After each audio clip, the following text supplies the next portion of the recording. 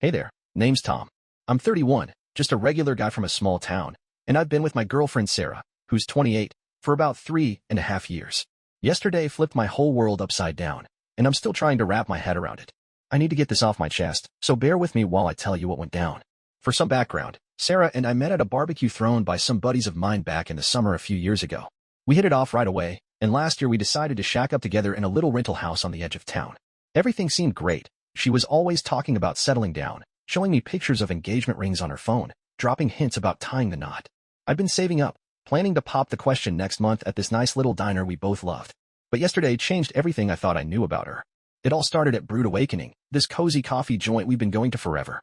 I was sitting in the back corner with my laptop, trying to get some work done. I had my earbuds in, but they weren't playing anything, just there to block out the noise so I could focus. That's when I heard her laugh. Sarah's laugh is loud and unmistakable, and it was coming from the table right behind me.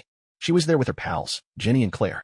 They didn't see me because of the high wooden divider between the booths, and I was about to get up and say hello when I caught my name in their conversation. Something about the way she said it made me freeze. "You're really gonna do it, huh?" Jenny asked, her voice low but not low enough. Sarah let out this laugh I'd never heard before, sharp, almost mean. "Oh yeah," she said. "Tom's so easy to read. I caught him looking at ring websites on his laptop last week. He's clueless. Thinks he's gonna surprise me." Claire sounded unsure. "But 3 years, Sarah. That's a long time to string him along." Sarah snorted, like it was nothing. "The house isn't his name. I've barely chipped in for rent or bills. And Mike's place? It's way nicer, huge TV, leather couches, the works. Wait, till you see his truck." My heart started pounding, but I didn't move a muscle. Mike's this guy from her job at the hardware store. Lately, he's been popping up in her social media posts, pictures of them at work events, always standing a little too close. "What if Tom doesn't propose when you think?" Jenny asked. Sarah lowered her voice, but I could still hear every word. "He will. I've got him eating out of my hand. When he does, I'm gonna let him make a big show of it, down on one knee, the whole deal. Then I'll laugh right in his face, tell him he's a sorry sap, and walk out. Mike's already got us a weekend trip to the lake planned for the next day." They all chuckled, and I heard ice rattling in their drinks. "You're awful," Claire said, giggling. "What about your friends?" "His friends? You guys share a lot of the same crew." Sarah shrugged it off. "They'll deal. Most of them are his buddies anyway. Mike's crowd is better, fancier parties, richer folks. Tom's sweet, sure, but he's boring. Did you know he still uses that old flip phone? It's 2025, for crying out loud." I sat there, my hands trembling, but I kept my cool. 3.5 years, and she'd been playing me like a fiddle. "When's it happening?" Jenny asked. "He always takes me to Rusty's diner for special stuff," Sarah said, laughing again. "I've been texting him pictures of this emerald ring from Carter's Jewelry all week. I'd say 2 weeks, tops." They kept talking about Mike, about secret meetups, about how Sarah had been siphoning cash from our shared savings account into her own. Every word made my blood boil, but I stayed still, recording it all on my phone. Finally, they got up and left. I watched through the window as they piled into Sarah's beat-up sedan, still cackling like hyenas. She had no clue I'd heard everything, no clue I had proof. I drove home in a fog, but my brain was already kicking into gear. The house lease, our bank accounts, all the evidence I'd need, I was going to use it. That night, when Sarah got home, I played it off like nothing was wrong. Asked her about her day, listened to her lie about grabbing lunch with the girls. She hugged me, said she was thinking about Rusty's for our anniversary next week. "Sounds perfect, hon," I said, forcing a smile. She grinned, probably thinking she had me right where she wanted me. If only she knew what I was cooking up. I've got some calls to make and plans to set in motion. The next few days are going to be wild. I'll keep you posted as things unfold. Right now, I'm just trying to keep my head on straight and figure out my next move. Man, the last week has been a whirlwind. Feels like I've been living in some kind of spy movie or something. After hearing Sarah lay out her whole twisted plan at Brewed Awakening, I knew I couldn't just sit around feeling sorry for myself. I needed hard proof, something solid to back up what I heard, before I made any moves. So, buckle up, because things are about to get nuts. First thing I did was set up a fake profile on that photo sharing app Sarah's always glued to. I called myself Jake Miller, some random name, and threw up a couple of blurry nature shots I found online so it wouldn't look suspicious. Then I started following Sarah's buddies, Jenny and Claire. Those two post everything, every meal, every night out, every dumb thought that pops into their heads. Within a couple days, I had a goldmine. There were dozens of pictures of them at bars, diners, even a bowling alley, and guess who was always there? Sarah and this Mike guy from her work. The best part? In a bunch of those shots, you can see them kissing, clear as day, and Sarah's still wearing this silver bracelet I gave her for our second anniversary. Talk about a punch to the gut. But it gets better, or worse, depending on how you look at it. Sarah's always got these late shifts at the hardware store on Wednesdays. Said she's been helping with inventory or some nonsense. So, I figured, why not see for myself? I drove over to this little burger joint called Greasy Spoon, right across the street from her store, and grabbed a seat by the window. Sure enough, about an hour later, there they were, Sarah and Mike, sitting in a booth, sharing a milkshake like some cheesy high school couple. I watched her lean across the table, giggling, wiping ketchup off his cheek with a napkin. She was wearing my old flannel shirt, the one she always said was her favorite. The nerve of this woman. I didn't do anything stupid though. I just sat there, sipping my coffee, and pulled out my phone to record a few quick videos. They were so wrapped up in each other, they didn't even glance my way. It was almost funny. In a messed up kind of way, here I am, the guy she's planning to humiliate, watching her make a fool of herself, and she's got no clue. The next day, I ran into Ginny at the grocery store. She was in the cereal aisle, and the second she saw me, her face went white as a sheet. I just gave her a big OL smile and said, "Hey, Ginny, how's it going? How was that coffee hangout with Sarah last week?" She started stuttering, fumbling with a box of cornflakes, mumbling something about needing to get home. But I wasn't letting her off that easy. I kept her pinned there with small talk, all innocent-like. How's Sarah handling all that overtime at work? Must be tough, huh, with those late nights? Ginny was sweating like a pig by then. I decided to turn the screws a little more. I pulled out my phone and showed her a picture of this fake engagement ring I found online. Just a stock photo, nothing real. What do you think of this? Been thinking about popping the question, I said, watching her squirm. Her eyes went wide, and she bolted out of there so fast, you'd think the store was on fire. Sure enough, not 10 minutes later, my phone buzzed. It was Sarah, being all sweet and syrupy, asking if I wanted to plan a special dinner soon. Maybe somewhere nice, like Rusty's Diner, she said. I could almost hear her grinning through the screen, thinking her little scheme was falling into place. Sounds great, hon, I texted back, keeping it light. But inside, I was already planning the next step. My buddy Dave, who works at the same hardware store but in the warehouse, was a huge help. Turns out, Mike isn't just some random coworker, he's actually Sarah's boss, and he's in the middle of a nasty custody battle with his ex-wife. Dave said Mike's been telling Sarah all kinds of lies, promising to leave his ex for good, but it's all bull. Sarah doesn't even know the half of it. Armed with that little tidbit, I started feeling like I had the upper hand. Then, yesterday, Sarah left her phone on the kitchen counter while she hopped in the shower. I'm not proud of snooping, but at this point, I figured all bets were off. Her messages with Ginny were right there on the screen, no password needed. Tom's definitely gonna propose soon, Sarah had written. Everything's going perfect. Mike says we can come out as a couple right after I ditch Tom. I took a few quick pictures of the screen with my own phone, making sure I had everything documented. Here's the kicker, though. I've already reserved a spot at this upscale barbecue joint downtown called Smoky Joe's for next Friday night. Sarah thinks it's for a big proposal, and her friends are all planning to show up to celebrate afterward. Even Mike's gonna be there, supposedly just hanging out at the bar to watch the fireworks. Little do they know, I've got a whole different kind of party planned. I've been quietly moving my stuff out of the house, nothing obvious, just a few boxes of clothes, some tools, stuff she wouldn't notice right away. I've got a new place lined up, too, a little apartment on the other side of town. And that ring box she thinks is coming? It's gonna have something else inside, printouts of all their pictures, their messages, and a little note from me, just for her. The hardest part has been keeping a straight face. Every time she hugs me or talks about our future, I have to bite my tongue to keep from calling her out right then and there. But watching her dig her own grave, thinking she's got me fooled, while I'm setting up something way bigger, it's almost satisfying in a dark kind of way. My hands are shaking just thinking about it, but not because I'm sad. It's more like excitement.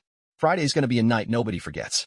I've got all my ducks in a row, witnesses ready, and a plan to get out clean. Sarah thinks she's the star of her own little romance flick, but she's about to find out she's actually in a disaster movie of her own making. I'll let you know how it all goes down after Friday. Trust me, you're not gonna want to miss this. Oh, and thanks to everyone who's been rooting for me. For those asking, yeah, I've got all the evidence saved in multiple spots, cloud storage, a USB drive, the works. I'm not taking any chances. And yeah, Mike's ex-wife is gonna get the full scoop, too. She deserves to know the truth just as much as I do. Well, last night was the night everything went down, and I'm still trying to process it all. Thanks to everyone who's been following along and sending me encouragement, it really helped me keep my head on straight. I promised I'd update you after Friday, so here's the full rundown of how it all unfolded at Smoky Joe's. Get ready, because it was one hell of a ride. I booked a table at Smoky Joe's, this barbecue joint downtown, for 7 p.m. It's not some high-end place with crystal chandeliers or anything, but it's got good ribs, cold beer, and it's where Sarah always said she wanted to go for special occasions. She'd been dropping hints about it for weeks, probably thinking it'd be the perfect spot for me to pop the question. I knew Ginny and Claire would be there, ready to snap pictures and cheer her on. My buddy Dave had tipped me off that Mike was planning to hang out at the bar, too, just to watch the show. Little did they know, I had a different kind of show in mind. I put on my best jeans and that plaid shirt Sarah always liked, picked her up at 6:30, and drove us over. She was all dolled up, wearing this sparkly top and checking her phone every 2 seconds, probably texting Ginny and Claire about the big moment. I just kept smiling, playing along, thinking about how she'd laughed about humiliating me at the coffee shop. We got to Smokey Joe's, and the place was packed perfect. Ginny and Claire were already there, sitting at a table nearby, pretending to look at menus but obviously waiting for the main event. Dave was at the bar, right where we'd planned, keeping an eye on things. We ordered some food, ribs for me, pulled pork for her, and made small talk. Sarah was fidgety, playing with her napkin, probably wondering when I'd pull out the ring box. Dessert came around, and I figured it was time. I stood up, holding my beer bottle, and said loud enough for the tables around us to hear, "Hey, everybody, I'd like to say something." Sarah's eyes lit up, and Ginny already had her phone out, ready to record. To Sarah, I started, raising my bottle. The woman I've been with for 3.5 years. She smiled big, practically glowing. The woman who's been sneaking around with Mike from the hardware store for the last 6 months. Her face froze, like someone had hit pause on a movie. I pulled out my phone and hit play on the recording from Brood Awakening. Her voice came through loud and clear. "I'm gonna let him make a big show of it. Down on one knee, the whole deal. Then I'll laugh right in his face, tell him he's a sorry sap, and walk out. Mike's already got us a weekend trip to the lake planned." The whole place went quiet, except for her voice echoing off the walls. Ginny and Claire sat there, jaws dropped. I kept going, keeping my tone steady. "Funny thing is, Mike didn't tell you he's still married, did he? Been stringing you along with promises he can't keep." Sarah jumped up, knocking her beer over, and screamed, "You son of a, you set me up." The bottle crashed to the floor, glass everywhere, but I didn't flinch. "No, Sarah," I said, calm as could be. "You set yourself up. I just decided I wasn't gonna be your doormat." I turned to Ginny and Claire. "You two in on this? Did you know she was planning to make a fool of me? Or were you just along for the ride?" Claire started bawling, shaking her head, while Ginny tried to defend her. "You don't get it, Tom. It's not what you think," I cut her off. "Oh, I get it just fine. Check your phones. Sent you both some pictures and messages Sarah's been sharing with Mike. You'll see what she really thinks of me and you." Sarah lunged for my phone, but Dave was there in a flash, stepping between us. "Back off," he said, low and firm. That's when she lost it completely. "You ruined everything," she shrieked, tears streaking her makeup. "I had it all figured out. Who do you think you are?" The manager came over, trying to calm things down, but Sarah was too far gone, yelling about how I betrayed her. The irony wasn't lost on me. Dave helped me settle the bill while the manager escorted Sarah out, still hollering. Ginny followed her, but Claire stayed behind, looking like she was going to be sick. "I didn't know, Tom," she said, voice shaky. "She told us you were smothering her, that she needed to get away." I believed her. She showed me her phone, text from Sarah, painting me as some clingy jerk who wouldn't let her breathe. The screenshots I'd sent proved it was all lies. I walked outside and saw Sarah sitting on the curb, sobbing into her phone, probably trying to call Mike. "Good luck with that," I said as I passed by. "His wife found out a few days ago." Ginny was hovering nearby, but she backed off when she saw me. "How could you do this to me?" Sarah wailed, looking pitiful. "I loved you, Tom." "No, you didn't," I said, stopping for a second. "You loved what I could do for you. Big difference." I got in my truck and drove off. She kept calling and texting all night, angry voicemails 1 minute, begging me to take her back the next. I blocked her number this morning, but my phone's been blowing up anyway. Turns out Sarah showed up at Mike's place around midnight, banging on his door and screaming. His wife called the cops, and now Sarah's name is all over our friend group's chat, trying to spin some sob story. But nobody's buying it, not with the recording and pictures circulating. I feel kind of bad about how public it got, but after hearing her laugh about crushing me in front of everyone, this feels like justice. Dave's dragging me out for a beer tonight, says I need to unwind after all this craziness. He's right. My hands still shake when I think about it, but it's not from sadness anymore. For the first time in a long while, I feel free. Quick note. Yeah, I've got Sarah's stuff boxed up at the house. Her brother's coming to grab it tomorrow. I'm not dealing with her face to face. And thanks for all the support, folks. Means a lot. No, I'm not looking to date your sister or cousin right now. I need some time to myself first. Man, it's been 2 months since that wild night at Smokey Joe's, and you wouldn't believe how everything's turned out. I've been getting a ton of messages asking for an update, so here's the latest on what's been going down with Sarah, Mike, and me.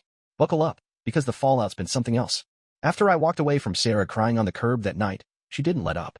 The next morning, I woke up to my phone buzzing like crazy, 53 missed calls, a bunch of voicemails, and texts that went from screaming at me to begging me to talk.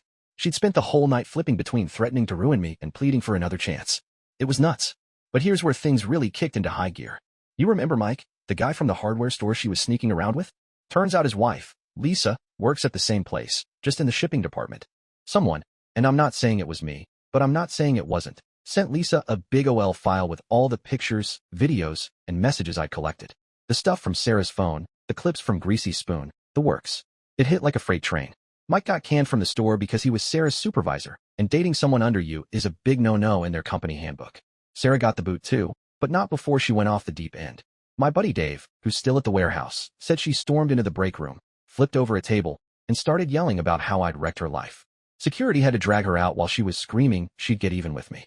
Real classy move, Sarah. But that was just the start.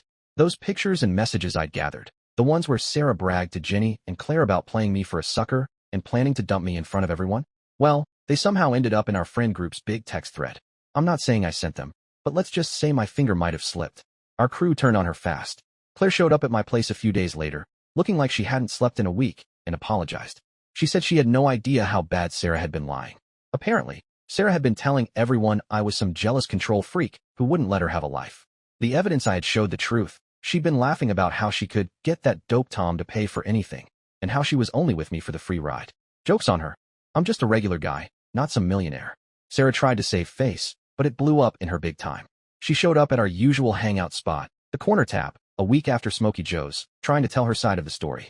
She was all teary-eyed, spinning some tale about how I'd misunderstood everything. But Jenny, who'd been her ride or die for years, stood up in front of everyone and said, "You're full of it, Sarah, and we all know it now."